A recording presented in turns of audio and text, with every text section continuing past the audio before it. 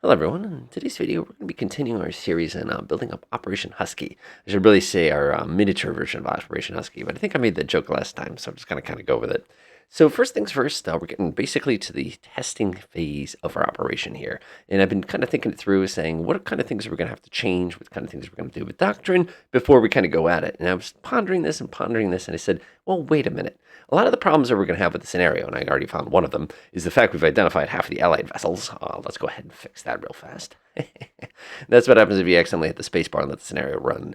The big problem we're going to have is, now that I was kind of thinking about it, especially over last week, was the fact that the way that my artillery is currently set up is that as soon as it sees anything, it's going to start dropping bombs on it. I should say shells on it. Now you're sitting there going, isn't that the point of shore defenders? Actually, it's a little more complicated than that because there's no prioritizing what the shells are fired at. Which means a smart player will basically say, well, wait a minute, I'll just go ahead and send something really cheap up here, have everybody waste their shells to reveal themselves, and then drop a bunch of Spitfires on their heads to basically clean up the entire operation without taking a single casualty except for whatever my sacrificial, minesweeper or something is.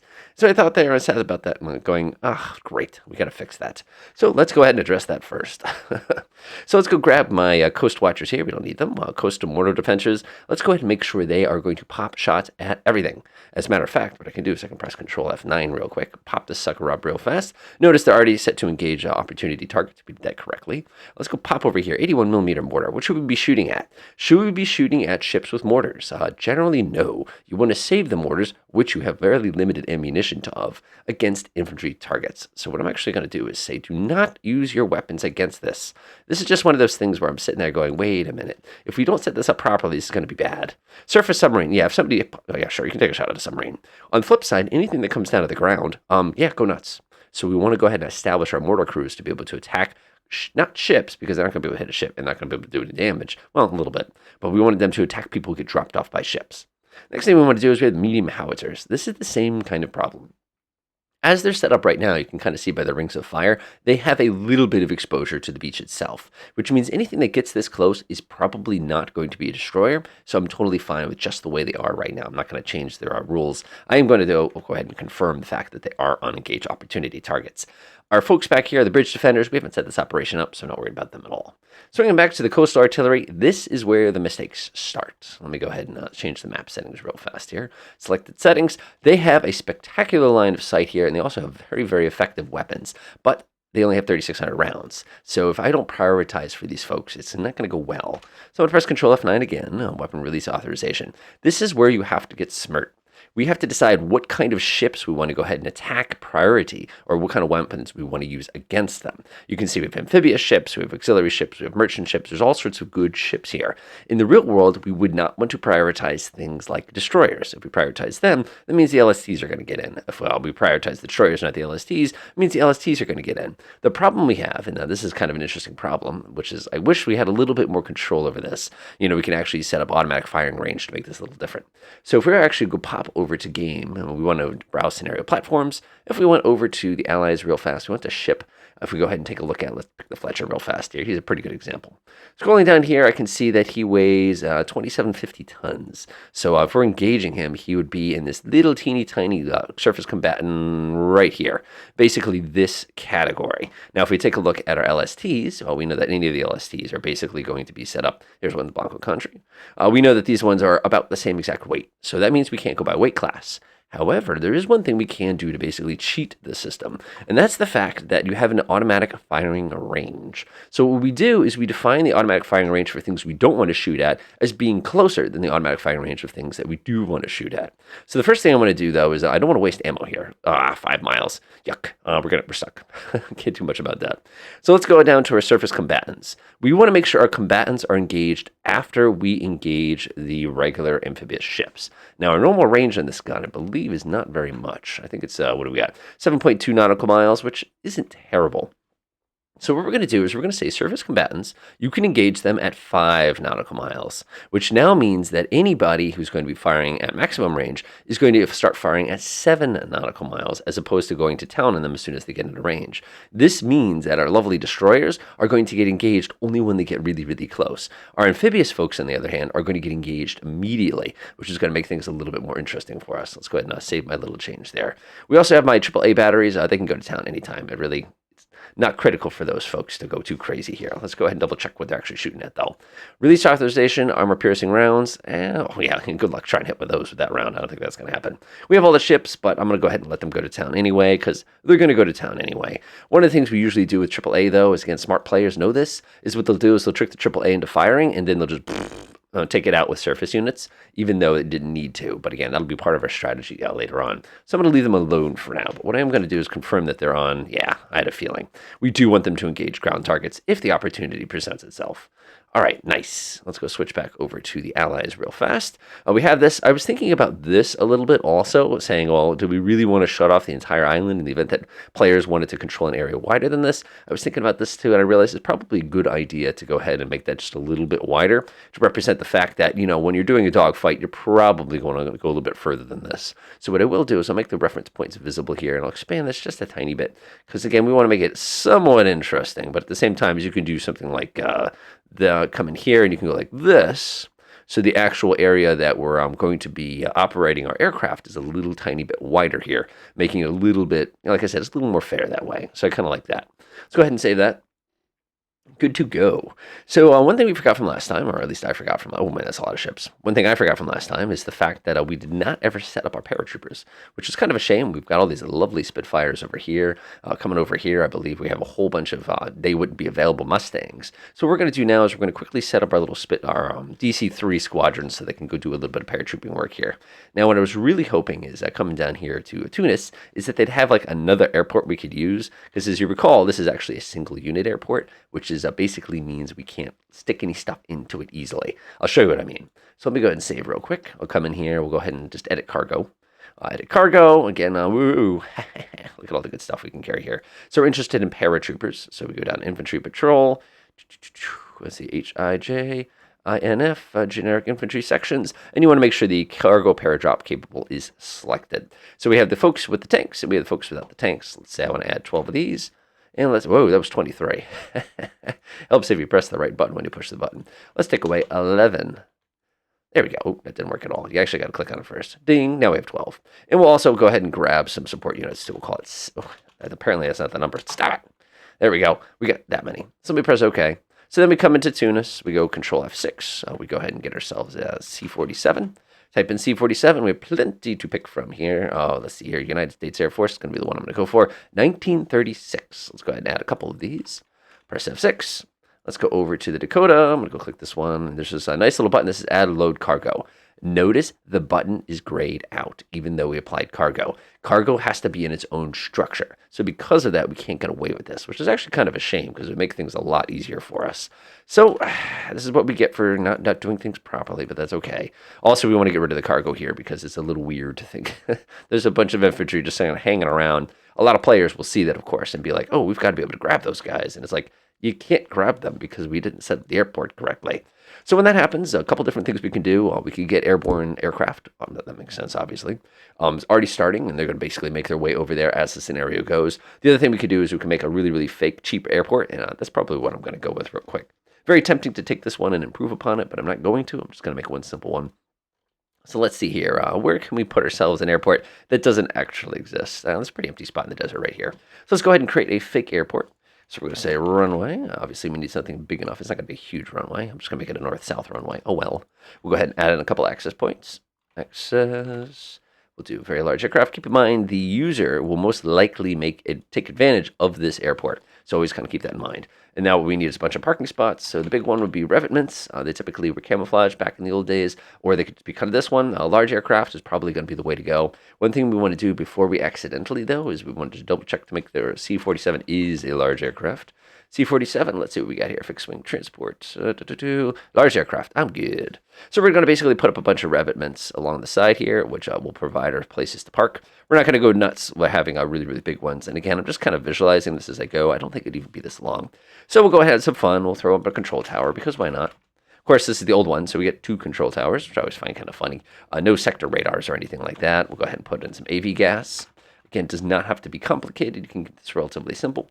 That's a really, really, really big one. So go ahead and grab that one. That's fine with me. We'll go ahead and add a bunker for ammunition that we're not actually going to use for this scenario because it's World War II. You don't have to worry as much. We'll just assume it's just chilling on the surface. And now the important part, barracks. This is where all of our infantry are basically going to be stowed, so we can use them later. Let's go ahead and grab this. We'll call this Group 407. No. We'll call this paratrooper. Let's call it 82nd Airborne Fields. Yeah, that sounds good to me. Like it. Nice. So now what we're going to do is we're going to press the 9 key, click on this lovely little building barracks, and we're going to go ahead and stuff all the infantry into it. So we'll go ahead and add some cargo. Let's see here. What are we dropping? Let's see here. Oh, we've got some infantry. There we go. So obviously we can load them up. I don't remember how many there were exactly. But remember, these are groups of 4. I think there was something like 1,200. So if we do 1,200 divided by 4, that's 300 infantry squads. That's that's a bit much. So let me go to the database viewer again. Let's go to C47A. And let's, oh, that was silly on my part. Let's go to C47 Dakota. Let's go pick one randomly. And let's go ahead and take a look. We can airdrop up to 2 tons. We want to see what the cargo capability is. Damage points, that's actually fairly durable. I'm kind of impressed with that. Scrolling down, here we go. Up to 24 paratroopers. That's a lot. So I'm doing the math real quick here. So let's say we want to do 10. That's 10 times 24 paratroopers is 240. Yeah, so it's going to be 240 divided by 4, which is going to give us 60. That's a lot of paratroopers. Oh, well. So we'll go ahead and use, let's see here, we'll call 40 of them are going to be just regular old infantry. And we'll go ahead and take 10 of them, going to be the heavier infantry. And we'll go ahead and grab some little tiny mortars too here.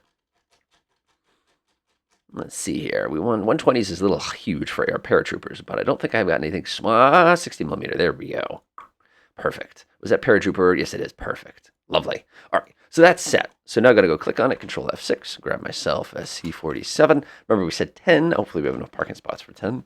Let's go down to South Vietnam, right there. Beautiful. 10. Let's go ahead and load them up to make them paratrooper ready to rock, ready arm, paratrooper capable. Delightful. Now, there's a couple different ways we can do this. The nice thing to do is to come in here and actually load these all by hand. We see that we are unable to carry this group here. Interesting. Because it is 8 men. Interesting. Okay, so we have that many. That's a little weird. Can I load one of them? So it looks like this particular crew, this infantry section, is right out. We'll have to take a look at why. I have a feeling I know why, but again, let's go fix that real quick. So go to the editor, unit actions, we'll go to edit cargo. For some reason, these folks are right out, which kind of surprises me. I'm actually going to take a look. They are paratrooper capable. Oh, they're really heavy. Oh. And they take up 16 cargo area.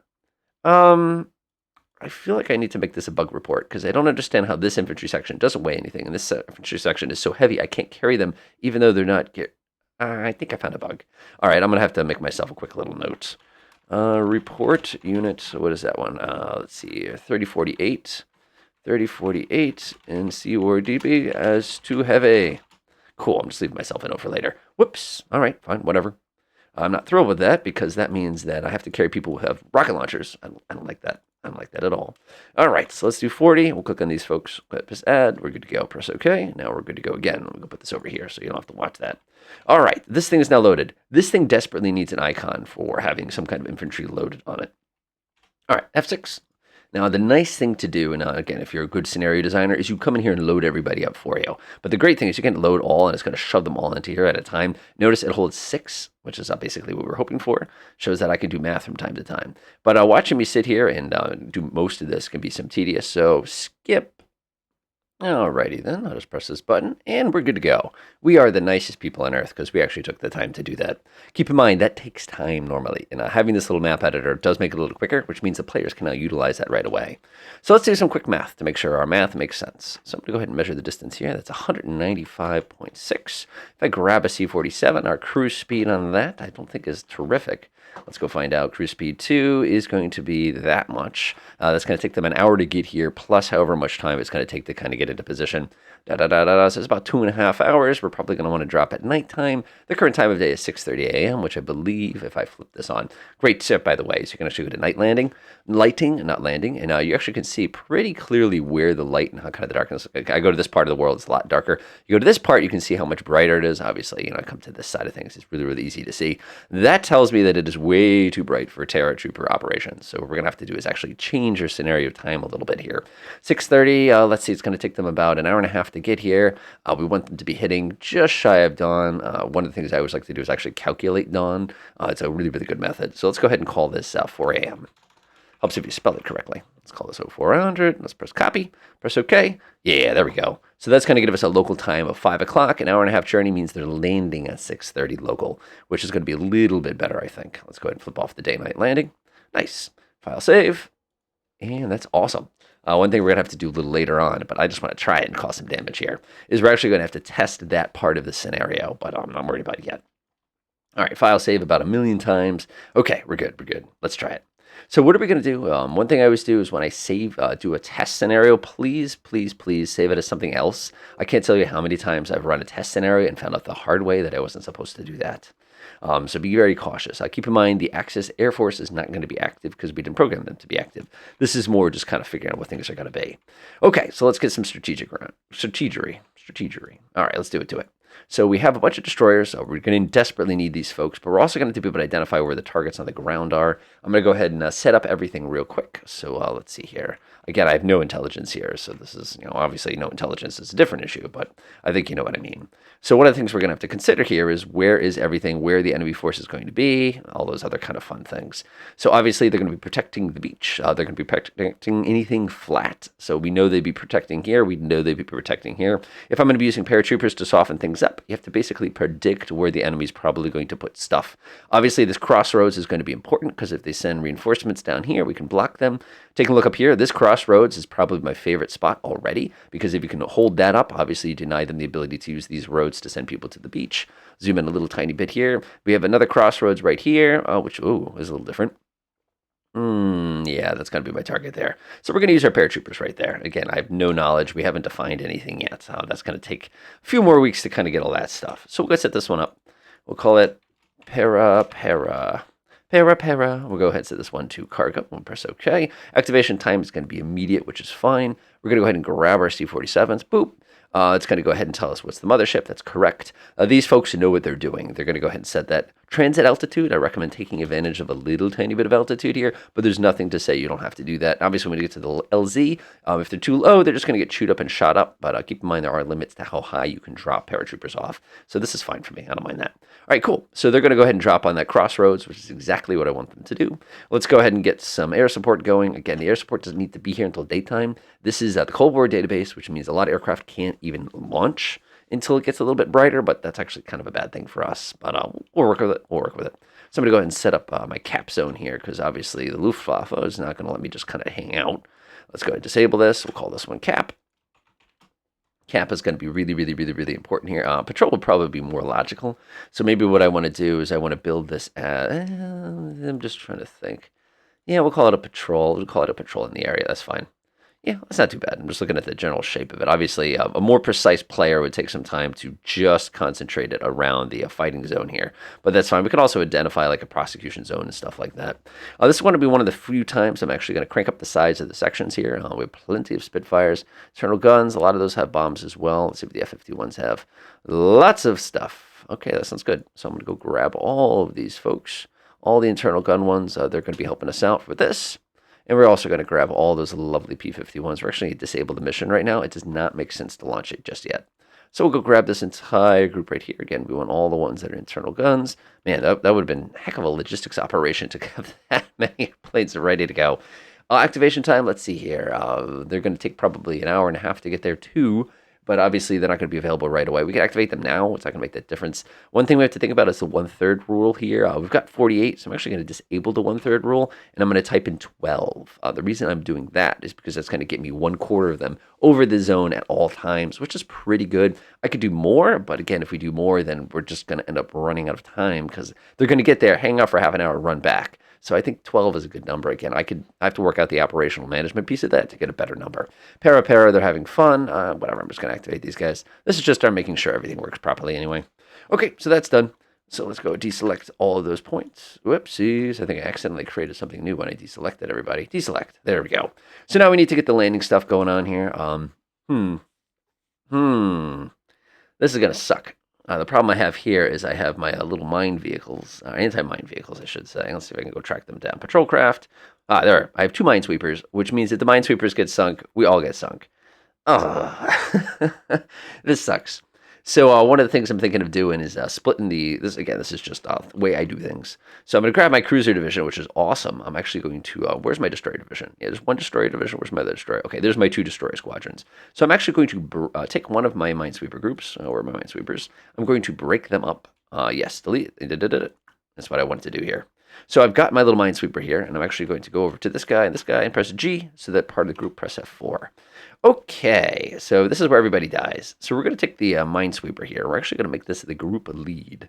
So I'm actually going to grab him, Hachu, and we'll go ahead and set the station, and we'll set that to be right where he's standing right now. Beautiful. We have the Fletcher. We can, of course, we want to set that as a relative bearing, and he's going to be chilling right behind him. We have the other Fletcher. What's up with that? I didn't realize they brought all the Fletchers in the Navy with us today. Go ahead and park that one there. Let's go confirm I haven't gone insane yet. Let's see. We're going to park. I don't know. We're going to be very careful here, because what's going to happen is they're all going to end up running into each other, and you got to be kind of very mindful about these things. That's good. Let's grab this one, relative bearing. I'm basically going to park him right there. Let's grab this guy. You are going to get blown up by mine, sir. Let's grab that one and make him a little bit further back. So what I've done is I've taken my little group here, my destroyer squad. Let me click over here. Oh, I've taken my destroyer squadron, and what I've done with them is I've basically made it so that the captain of our ship here is actually the little minesweeper who's chilling over here.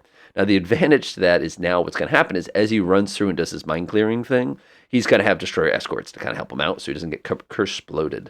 So I'm going to go right into here. This is kind of like my little beach zone. So what I'll do is I'll go ahead and define myself a little mine clearing zone. Oh man, this is going to be such a pain. There's no way we're going to be able to clear all these.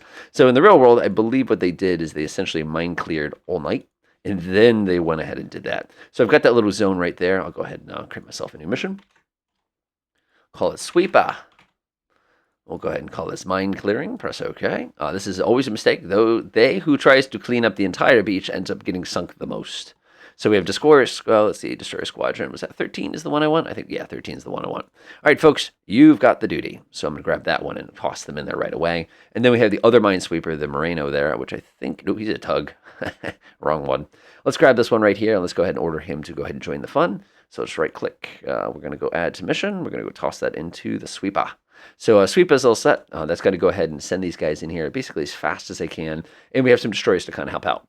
Meanwhile, we've got to get everybody else in position. Like I've got all these LSTs, and it's very tempting to use them all in like these really, really big groups. But if I've learned anything from playing Command as long as I have, it's the fact that if you try to group things like this for cargo operations, they all end up kind of like queuing up at a funny angle, which is funny because in the real world, it was literally a nightmare trying to get people to show up at the correct beach at the correct time with the correct loadout, then figure out who ended up where, and then split up the unit, then unsplit up the unit. So ironically, even though it's not probably an intended feature, it's extremely realistic. So I actually kind of appreciate that.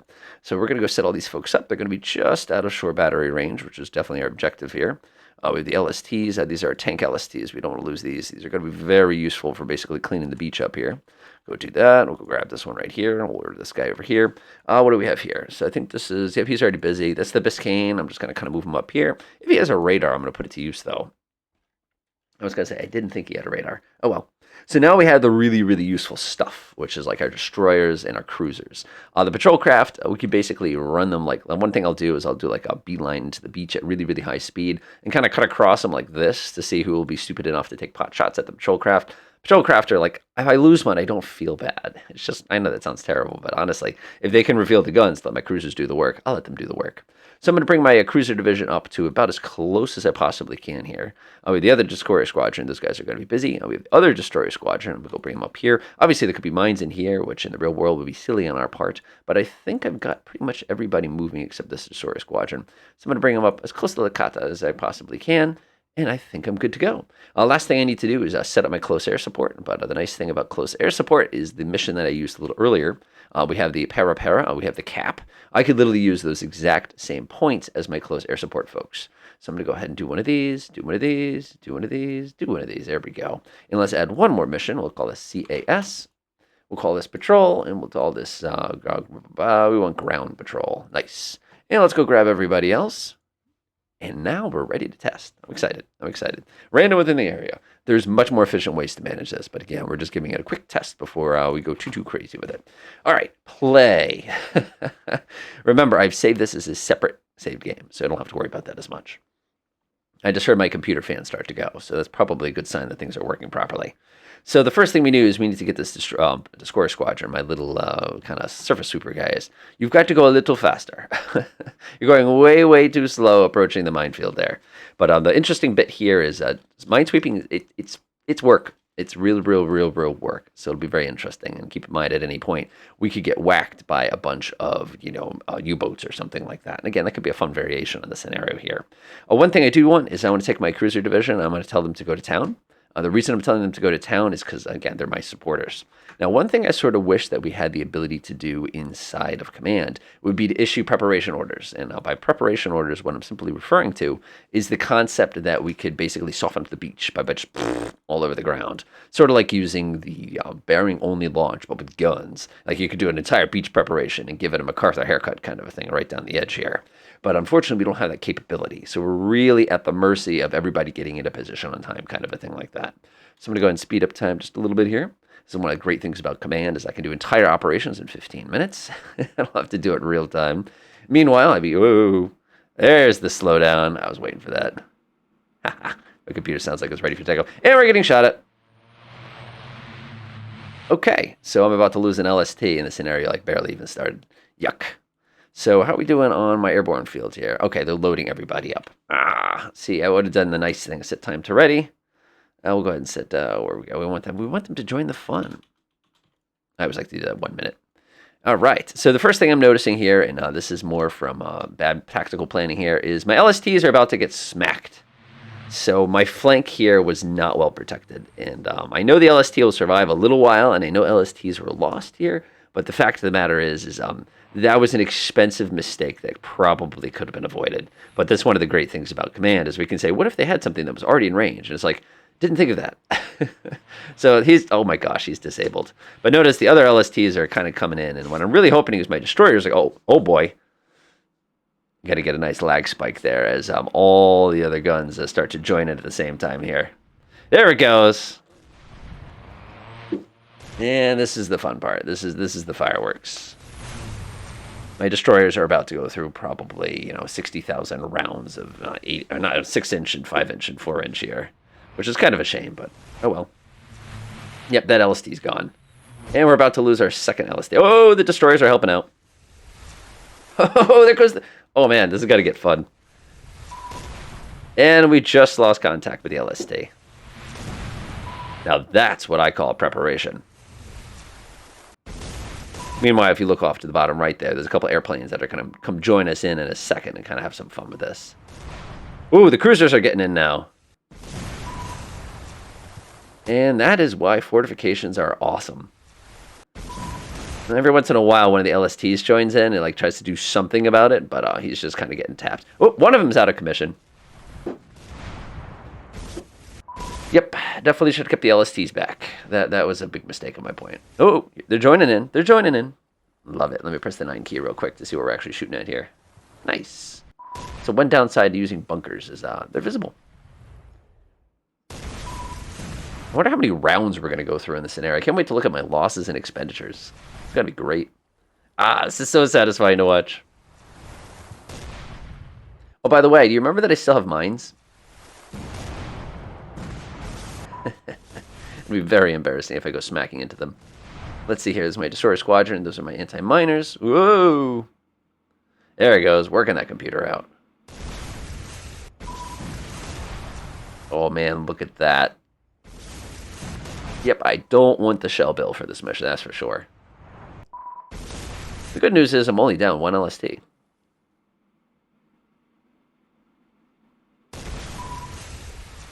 Feel the scenario creep.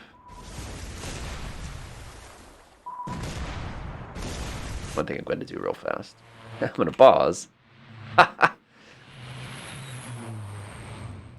So I'm feeling that we're having some detection cycle lag, but that's very, very typical in things like this. I'm actually going to disable communication disruption.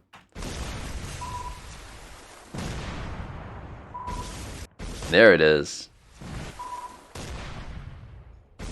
Interesting. So far, we're doing quite a number on the shore bunkers. But remember, the shore bunkers are only like a quarter of all the fun stuff that we have planned for everybody.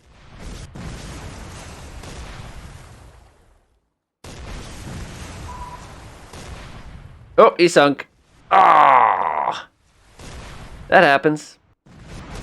Meanwhile, I think, let's see here. My Spitfires are showing up. Look at how little fuel they have when they get here. Keep in mind, the Luftwaffe is not coming to join us today. We're going to have to set that up a little bit later. Like I said, we're just taking the initial estimate. Oh, yeah, there it is. Oh, yeah. I don't know what you're shooting at, but good job. Notice the little AAA batteries are just kind of like just getting whacked here. Look at all the airplanes. Are you actually doing damage? Nice. Oh man, I love these old gun scenarios because it's just it's so like, remember, this is just a tenth of what was firing. Then we got all our air support guys, and they're doing a great job. Great job, everybody. Great job. Oh, we spotted something. That's the detection cycle. I think that's what's slowing us down a little bit. On computer, by the way, in case you were curious, it's an Intel. It's an i9 at 10850K, 32 gigabytes of RAM, solid state, everything, and a 3080 for the graphics card. So if you want an idea of how tough these scenarios can be sometimes, this is a great example. Oh, here comes the LSTs again. I'm guessing none of this is friendly. I'm guessing none of that's friendly. I'm guessing none of that's friendly. So feel free to join in. Oh, man, the one day I don't want to be on the shore here. Oh, let's go for it. Now, our Minesweeper crew is in position. I'm going to go set it to auto so they don't go flying into the side of a mine and explode immediately. That would be kind of embarrassing on their part. And I was wondering where my C-47s are. I'm actually going to slow the scenario down a little bit. Zoom out. I think this is the cha-cha line of my C-47s. Yeah, there they are. Oh, I see why it was lagging. So in this case, the reason I think it's lagging is because we have this no navigation zone. So it had to plot a course for every single one of those airplanes around it. And I think that's a little bit what melted my PC there. It's not like anybody's got a radar or anything. There we go. Let's enjoy the fireworks a little more here. Keep you mindful of the time. Oh man, I love that already. You know what's super duper cool? I think this isn't going to work, but we're going to try it anyway. And we'll probably leave it at that today. This is super cool. It's like an actual naval operation. I love it. That's not an LSD, but good guess, good guess. So one of the things I love to watch here, let me see if I can find where the destroyer's going to town here. Let's see, the Benson Gleaves. What you'll do is you'll actually see the little lines. I think I probably melted this already, so it's not working so hot. Let's click this guy. No, he's good. What you'll actually see is you'll see the little yellow lines and tracers. They stopped firing. Oh, you ruined all my fun. Lame. But you'll actually watch them, like the little lines actually come out of here. And like when they do stuff like this, it's just like a straight yellow line coming out of the ship, coming to look at the beach. It's just getting worked over, man. This is such a cool game. I'm sorry. All right, so that's looking good. Let's go ahead and order these all to be hostile as well. We'll go ahead and snap back to this mode. And what would be fun is to watch a close air support run. What I really would love to see, though, is how my cha-cha line of my little aircraft over here are going to do. Yeah, I'm pretty sure that navigation cycle is what slowed everything down royally, because now the computer's running fine. Look how everybody literally dropped a bomb and now they're running home. Oh, firing. Oh, no. I don't want to miss the opportunity. Who's doing that? Who's doing all the work here? You're right there. The Plinkett. Let's go ahead and take a look at you in 3D. And 15 gets you 20. He hit a mine. I'll have to go check it out later. Oh, I don't want to see this. Spitfire's cool. I want to see this guy just working him over on the beach there. Are you firing or are you just sort of hanging out there? I like how all the LSDs are just sort of just hanging. Oh, did he stop firing? Oh, we just can't see it today. Oh, well. It's just kind of a fun thing to see. Okay, so that's basically what I wanted to do this week. Obviously, I'm going to keep playing the scenario. We'll go on like an hour and a half by the time I'm done running through it. There's a lot of things I'm going to change, and the next time we'll go ahead and run the scenario from scratch at the beginning and kind of see what we can adjust. Like, I'm not going to lie, I'm real tempted to get rid of the no navigation zone because that was painful, and I know that people playing the scenario later on are also going to be affected by it. And then we'll kind of go from there, of course, like I said. But one thing I want to see real fast, you want to see something amazing? Let's do losses and expenditures. Look at this. So the Axis fired, let's call it 100 of every. Actually, take it back. They have fired, let's say about 700 122s, 76, right? But look at this. I've lost one ship and 9 Shermans, which is amazing because way a lot more loss. But look at this. 2,400 of these, 3,200 of these, 1,000 of these. That is a lot of ammunition. And the best part is, like, if I do Control V real quick, my scenario has barely even got started. My poor beach guys haven't even had to do anything yet. But again, this is a pretty neat scenario. Other than that, as always, enjoy. Like I said, next time we'll start from scratch. I'm going to go make the Luftwaffe a little bit busier. Probably going to get rid of this no navigation zone, and we'll kind of pick it up halfway. Other than that, enjoy.